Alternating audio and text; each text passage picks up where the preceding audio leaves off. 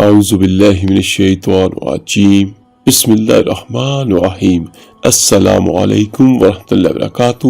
میرے عزیز بھائیو بہنوں اور بچوں، بخاری شریف کم و بیش ہر بھائی نے ہر بہن نے ضرور پڑھی ہوگی۔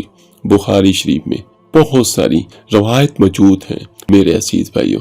تو بخاری شریف کے مصنف حضرت امام بخاری رحمۃ اللہ کے بارے میں آج کی یہ ویڈیو میں آپ کے ساتھ شیئر کر رہا ہوں کہ ان کی وفات کیسے ہوئی۔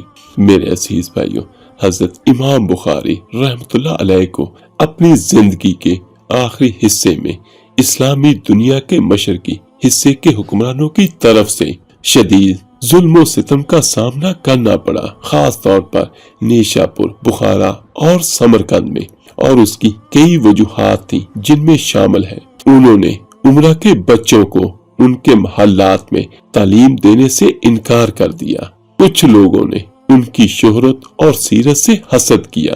جب حضرت امام بخاری رحمۃ اللہ علیہ کی عمر 62 سال ہوئی تو نیشاپور کے حاکم نے انہیں شہر چھوڑنے کا حکم دیا اور کہا کہ وہ وہاں ناپسندیدہ ہے۔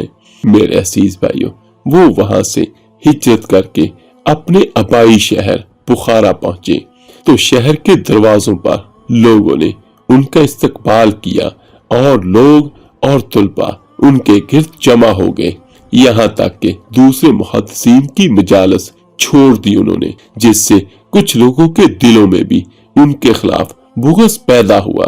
یعنی جو ان سے پہلے بخارا میں جو بھی کوئی کسی کے پاس پڑھتا تھا تو انہوں نے سبھی مجلسیں چھوڑ دی اور وہ سارے امام بخاری رحمۃ اللہ کے پاس حاضر ہونے لگے، تو اسی کی وجہ سے لوگوں کے دل میں ان کے خلاف کینہ اور بغض پیدا ہوا۔ لیکن جلد ہی بخارا کے حاکم ان کی شہرت سے ناراض ہو گئے اور نیشاپور کے حاکم کی طرف سے بھی پیغامات آئے کہ حضرت امام بخاری کو بخارا سے بھی نکال دیا جائے، جس طرح انہیں نیشاپور سے نکالا گیا تھا۔ تو میرے عزیز بھائیوں، جب شہر کا حاکم کا نمائندہ امام بخاری رحمۃ اللہ کے گھر پہنچا اور انہیں فوری طور پر شہر چھوڑنے کا حکم دیا، اور حکم کیا تھا کہ ابھی شہر چھوڑ دیں۔ میرے عزیز بھائیوں، یہ دیکھیے کہ حضرت امام بخاری رحمۃ اللہ علیہ کو اتنی مہلت بھی نہ دی ان ظالموں نے کہ وہ اپنی کتابیں جمع کر سکیں اور انہیں ترتیب دے سکیں۔ وہ شہر سے باہر نکلے اور 3 دن تک شہر کے مضافات میں ایک خیمے میں رہے، اپنی کتابیں ترتیب دیتے رہے اور نہیں جانتے تھے کہ کہاں جائیں۔ پھر امام بخاری سمرقند کی طرف روانہ ہوئے، لیکن وہ شہر میں داخل نہیں ہوئے، بلکہ اس کے ایک گاؤں جو تاریخ میں ہمیں خرتنگ کے نام سے ملتا ہے کہ وہ وہاں گئے اور اپنے رشتہ داروں کے ہاں ٹھہرے۔ ان کے ساتھ ابراہیم بن ماکل بھی تھے۔ وقت زیادہ نہیں گزرا کہ حاکم سمرقند کے حکم پر فوجی ان کے گھر پہنچ گئے اور انہیں سمرقند اور اس کے نواحی علاقوں سے نکل جانے کا حکم صادر دیا۔ اور کب دیا؟ اس وقت عید الفطر کی رات تھی۔ حکم یہ تھا کہ ابھی نکلیں، عید کے بعد نہیں۔ امام کو خوف تھا کہ ان کی وجہ سے ان کے رشتہ داروں کو کوئی نقصان نہ پہنچے جنہوں نے ان کی مہمان نوازی کی۔ جو ان کے ساتھ تھے ابراہیم بن ماکل، انہوں نے ان کی کتابیں ایک جانور پر لادی اور دوسرے پر امام کو سوار کیا۔ پھر ابن ماکل گھر واپس آئے اور حضرت امام بخاری رحمۃ اللہ علیہ کو سہارا دے کر باہر لے آئے اور وہ دونوں سواریاں چلنے لگی۔ تقریباً 20 قدم ابھی چلے ہی تھے کہ امام بخاری نے زیادہ تھکاوٹ محسوس کی اور ابن ماکل سے چند منٹ آرام کرنے کی درخواست کی۔ حضرت امام بخاری رحمۃ اللہ علیہ سڑک کے کنارے بیٹھ گئے اور وہیں پر سو گئے۔ چند منٹ بعد جب ابن ماکل نے حضرت امام بخاری رحمۃ اللہ علیہ کو جگانے کی کوشش کی تو دیکھا کہ ان کی روح اللہ کے پاس جا چکی ہے۔ اللہ ان پر رحم فرمائے۔ حضرت امام بخاری رحمۃ اللہ علیہ عید الفطر کی رات 1 شوال 256 ہجری کو سڑک کے کنارے وفات پا گئے۔ وہ ایک شہر سے دوسرے شہر نکالے گئے اور اس وقت ان کی عمر 62 سال سے زیادہ تھی۔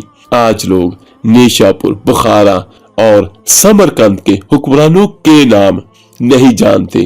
अगर शायद ही होगा अगर कोई जानता हो, लेकिन हम सब हजरत इमाम बुखारी रहमतुल्लाह को जानते हैं और उनकी तरतीब दी हुई हदीसें हम पढ़ते हैं। मेरे अजीज भाइयों, अल्लाह ताला उन सब पर रहमतें फरमाए जिन्होंने आका करीम सल्लल्लाहु अलैहि वसल्लम का कोई भी फरमान नकल किया और उन्हें हम तक पहुंचाया।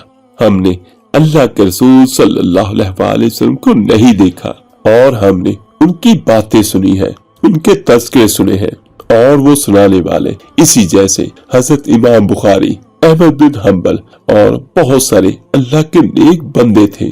आखिर में दुआ है जिसने भी नबी करीम सल्लल्लाहु अलैहि वसल्लम की कोई भी रिवायत लिखी तो अल्लाह पाक सब पर रहमत फरमाए, उनके दर्जात बुलंद फरमाए, उन्हें नबियों, शहीदों और सालिहीन के साथ उठाए।